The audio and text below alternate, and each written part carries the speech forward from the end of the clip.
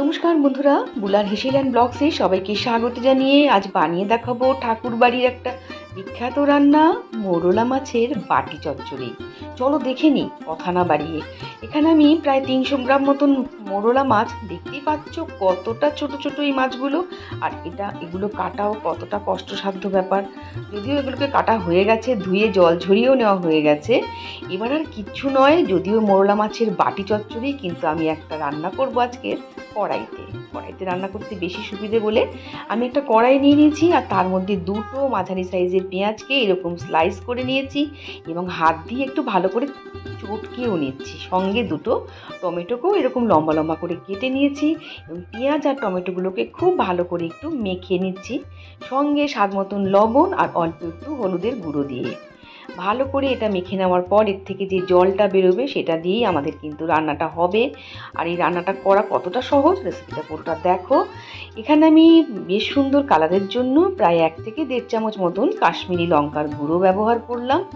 দেখতেই পাচ্ছ ভালো করে মেখে নেওয়া হয়ে গেছে, কিন্তু আমি এর মধ্যে দেব 1 চামচ কালো সর্ষে আর 2 চামচ সাদা সর্ষে বা হলুদ সর্ষে, যাই বলো না কেন। দুটোকে ভালো করে একটু জলে ধুয়ে নেব, পারলে একটু সময় ভিজিয়ে রাখাও যেতে পারে। আমি সবসময় এগুলো ধুয়েই ব্যবহার করি এবং বেশ কয়েকবার ধুয়ে নিই। তারপরে একটা মিক্সির জার নিয়ে নিয়েছি, তার মধ্যে এই সর্ষেগুলোকে ঢেলে দেবো।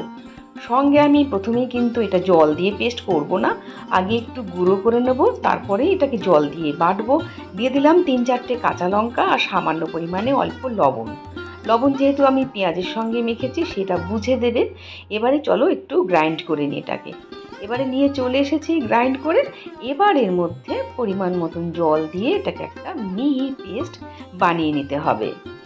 রান্নাটা করা ভীষণ সহজ আর খেতে অত্যন্ত লোভনীয়। এবারে এই সর্ষে বাটাটা কিন্তু বেশ খানিকক্ষণ একটু আগে বেটে রাখবে, তা না হলে কিন্তু এটা তিতো তিতো ভাব হয়। এবারে পেঁয়াজের সঙ্গে মিশিয়ে দিয়েছি, তারপরে কিন্তু আমি মাছগুলোকে আলতো হাতে মেশাবো। আমি মাছগুলো আগে দিয়ে মাখলাম না কেননা যেহেতু খুব ছোট মাছ, বেশি মাখামাখি করলে মাছগুলো ভেঙে যাবে, নষ্ট হবার ভয় থাকে, সেই কারণে। এবারে এর মধ্যে দিয়ে দিচ্ছি 4 চামচ সর্ষের তেল আর মিক্সির জারটা একটু ধুয়ে সামান্য পরিমাণে জল, দেখতেই পেলে কতটুকু। ভালো করে মেখে এটাকে আমি 10 মিনিট মতন রেখে দেব। একটু রেখে দিলে জিনিসগুলো বেশ মশলার সঙ্গে মিশে যাবে। তারপর চলে যাব সরাসরি গ্যাস ওভেনে। এবার গ্যাস জ্বালিয়ে এটাকে বসিয়ে দেব ঢাকা দিয়ে। প্রথমে একটু আঁচটাকে হাই ফ্লেমে মাত্র 3 মিনিটের জন্য রাখবো, তারপর কিন্তু এটাকে একটু আঁচ কমিয়ে রান্না করতে হবে। দেখো 3 মিনিট বাদে চলে এসেছি, কীরকম ফুটতে শুরু করে দিয়েছে। আমি ঢাকা দিয়ে রেখে দিলাম। এরপর একদম নাড়াচাড়া বেশি করবে না, যেহেতু খুব খুদে খুদে মাছগুলো, দেখতেই পাচ্ছ কতটুকু। ভালো করে একটু আলতো হাতে উল্টে দেবো, নিচটা ওপর নিচে একটু করে দিতে হবে। আর তেমন কোনো কাজই নেই, রান্নাটা করা খুব সহজ আর খেতে অত্যন্ত। 25শে বৈশাখ উপলক্ষে ঠাকুরবাড়ির এই রান্নাটা কিন্তু পূর্ণিমা দেবীর বই থেকেই নেওয়া হয়েছে এবং এটা একটা খুব জনপ্রিয় রান্নাও। ওপর থেকে বেশ কয়েকটা কাঁচা লঙ্কা আমি ছড়িয়ে দিয়েছি এবং ঢাকা দিয়ে দিলাম। তারপরে কম আঁচে আর মাত্র 2-3 মিনিট মতন রাখবো। খুব বেশি সময় কিন্তু লাগে না, দেখতে পাচ্ছ একদম লো ফ্লেমে আমি এটাকে আরও 5 মিনিট মতন রেখেছি। রান্নাটা করতে কম করে 10 মিনিটের মধ্যে রান্না তোমার হয়েই যাবে।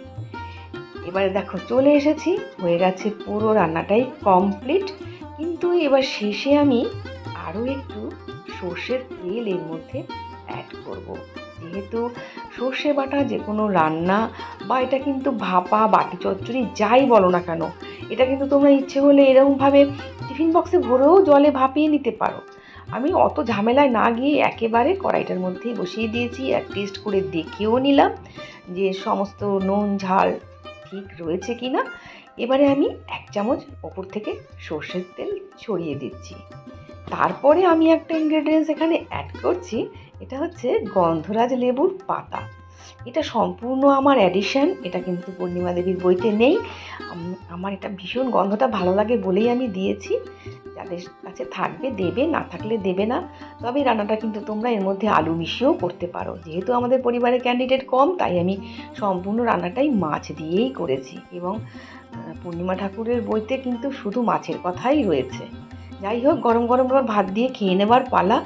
রেসিপি দেখে তোমাদের কেমন লাগলো অবশ্যই জানিও। ভালো লাগলে একটা লাইক করো, কমেন্ট করো, বন্ধুদের সঙ্গে শেয়ার করো। আর যারা এখনও চ্যানেলটা সাবস্ক্রাইব করোনি, অবশ্যই চ্যানেলটাকে সাবস্ক্রাইব করে আমার পাশে থেকো। পাশে থাকা বেল বাটনটা ক্লিক করতে ভুলে যেও না। আবার দেখা হবে নতুন কোনো রেসিপি নিয়ে। ততদিন সবাই ভালো থেকো। ভিডিও দেখার জন্য অনেক ধন্যবাদ।